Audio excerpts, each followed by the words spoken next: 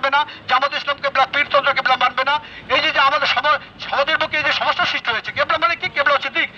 2 নম্বর সূরা আয়াত নম্বর হচ্ছে 148, কেবলা হচ্ছে দিক। যেদিক সে মুখ করে আমরা বলবো আপনাদেরকে অত্যন্ত সুনির্ভর ভাবে এবং সাংবাদিককে ধন্যবাদ দিচ্ছি এই জন্য, যিনি সাহসিকতার সাথে এই কথাগুলো প্রচার করার জন্য নিজেকে সামনে দাঁড় করিয়েছে। উনি শান্তির দিকে আহ্বান করেছে। আল্লাহ পাক বলেছে আমি শান্তি ছাড়া কোনো কিছু গ্রহণ করব না।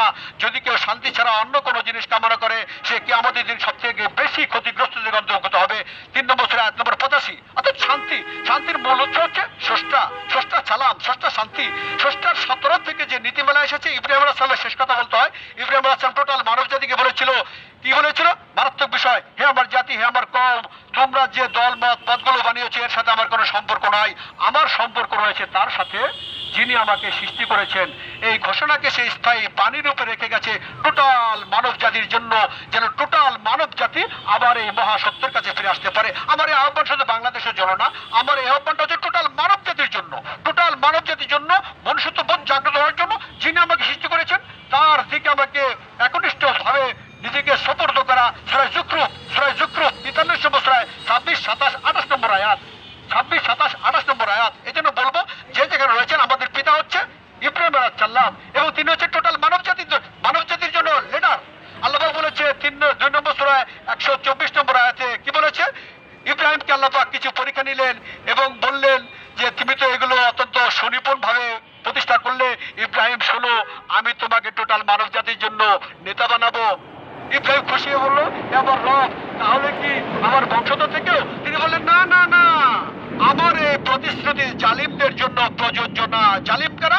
যারা আল্লাহর বিধানের বিপরীতে ফয়সালা করে, আমাল্লামি হাকুম বিমা আনজালাল্লাহু ফাউলাইকা হুমুল কাফিরুন ফাসিকুন জালিমুন। যারা আল্লাহর বিধানেরও যে ফয়সালা করে না, তারা কাফের, তারা ফাসিক, তারা জালেম। আমি হতে পারি, XYZ যে কেউ হতে পারে। এই জন্য বলবো আমার মূল আহ্বানের মূল বিষয় হচ্ছে আমরা একমাত্র স্রষ্টার কাছে সমর্পিত হব, অন্য কারো কাছে সমর্পিত হব না।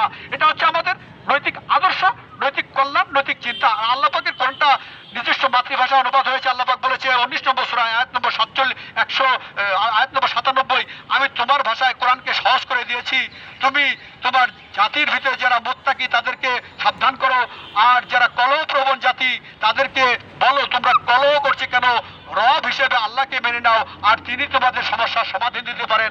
আকাশ জমিনে আল্লাহ ছাড়া আর কেউ আপনাদের সমস্যার সমাধান দিতে পারে না কোশ্চিনকালেও। আপনার নাম ঠিকানাটা আরেকবার বলুন। আমার নাম হচ্ছে আক্তার হোসেন। আমার বাড়ি ফরিদপুর জেলা, সদরপুর থানা এবং মোটকচর গ্রাম। আমি পেশা আমি ব্যবসা করি, আমার গার্মেন্টসের ব্যবসা আছে, ভ্রাম্যমাণ ব্যবসাও আমি করি। এই জন্য যে আল্লাহ পাক হালাল রুজি অর্জন করার জন্য বলেছে তোমরা হালাল এবং পবিত্র জিনিস খাও।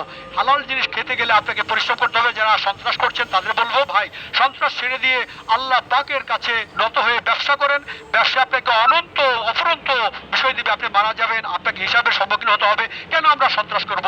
কেন আমরা ধর্ষণ করব? কেন আমরা পরের হক আত্মসাৎ করব? আমরা কেন মানুষদেরকে জিম্মি করব?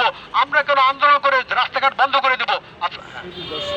শুনলেন কোরআনের কথা, হাদিসের কথা, ইসলামের কথা, মহানবী সাল্লাল্লাহু আলাইহি সাল্লামের কথা।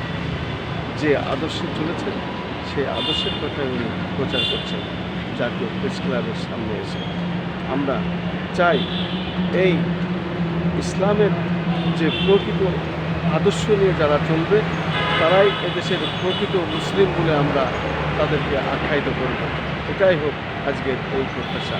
আমি খন্দকার মাসুদুজ্জামান, জাতীয় প্রেস ক্লাবের সামনে থেকে, রাজধানী ঢাকা।